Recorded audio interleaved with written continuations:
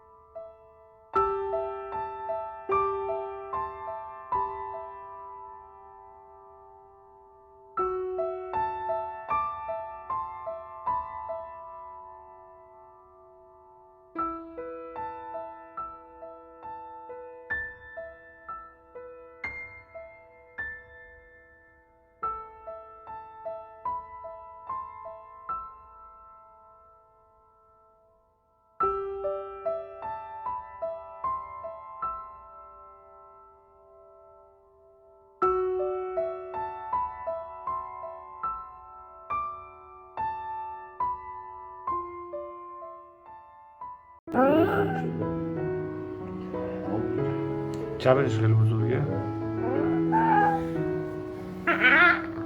باشه باشه باشه خب بفهمید دکتر، من خیلی توضیحشو نمیدونن چه خبره، داریم چی کار میکنیم. ببین با توجه به آزمایش‌های خونش که آنزیمای کبدیش زیاده و بالا هستش، همچنین بیوئن و کراتینینش هم که بالاه، یه سونا انجام دادیم. کبدش بسیار بزرگه، حالا درمان رو گذاشتیم روی کبد که حالا آنتیبیوتیک گذاشتیم، سرمش رو عوض کردیم. یه مقدار زمان میبره تا مشخص بشه. از نظر جثه و قوای بدنی بهتر شده. وقتی فعلا داریم سرم میگیم بیچاره شدیم تنهیش سرم بود دمای بدن خیلی پایین.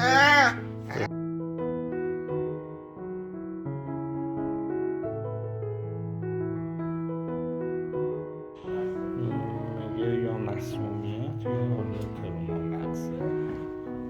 باید ببینیم روش کار شده به کجا.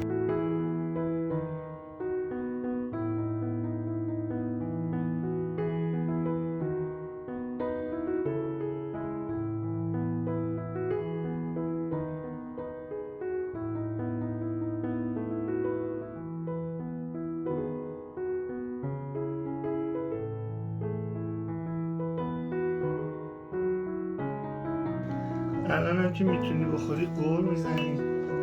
این هم تو سرنگ قول باشه.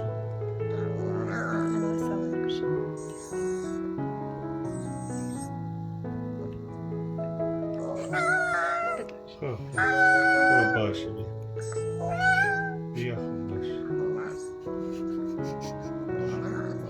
نه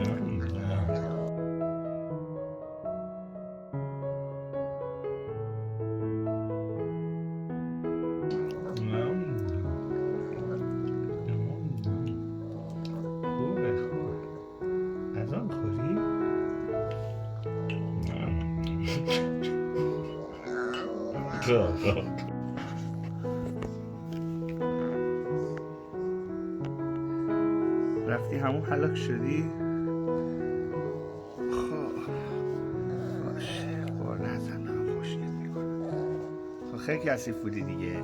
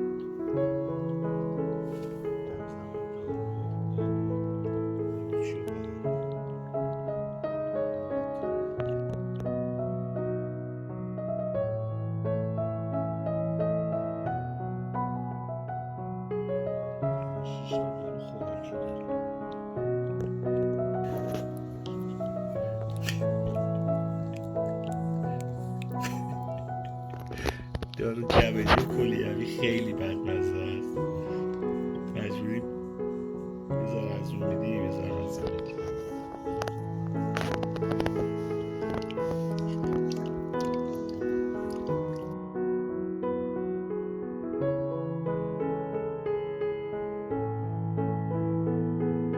بله پخور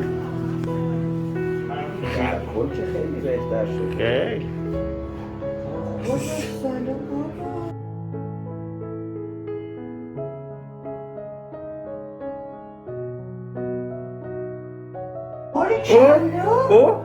آفرین بابا، آفرین گاد، باری کلا، بعد یه دونه این چیزا بهش بدم دندونی ها. باری کلا، آفرین بچه، آفرین بابا.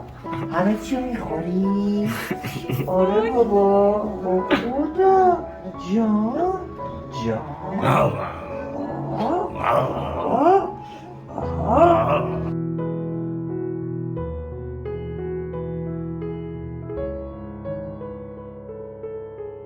ظرفش یه ذره گرونده.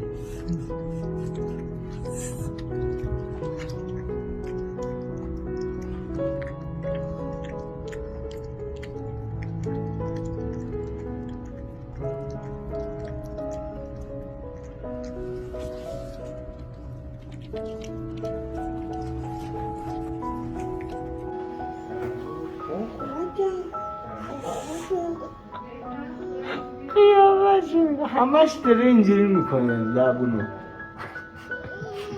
خب آقای ولودی جان یه دونه از این چیزا درست کن، اینجوری کمربندهای هدایتی، خب اینجوری از بالا اینجوری نگرش دار خب تا قدرت این عضلاتش یه ذره زیاد بشه. خیلی راه میره. نه اون تعادله رو میخوایم داشته باشیم. یه با تعادل. با تعادل. آره چی میخوری خنگول؟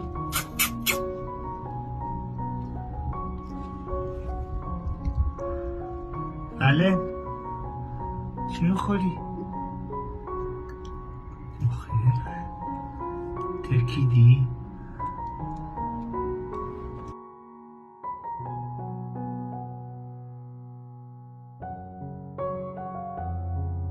خنگوله بابا. بله؟ بله خنگول ولنتاین خنگول بابا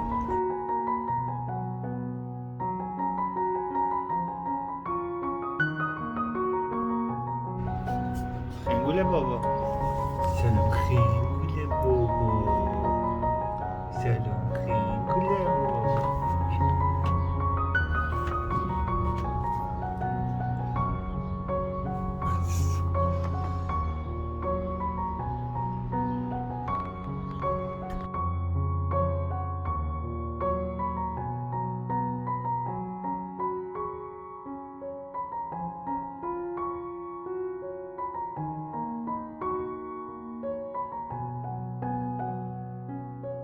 بله پخور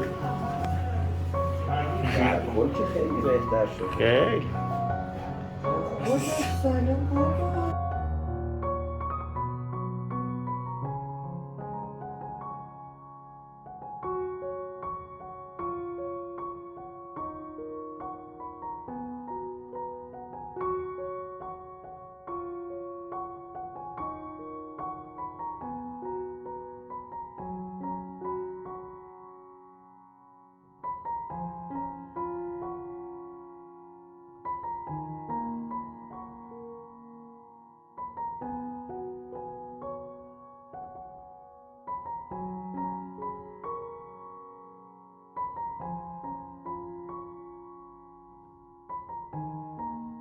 زمان میبره تا مشخص بشه. از نظر جسته و قوای بدنی بهتر شده.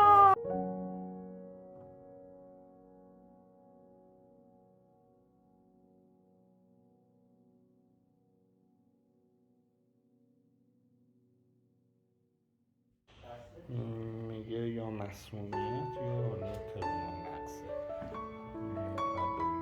باید ببینیم روش کار شده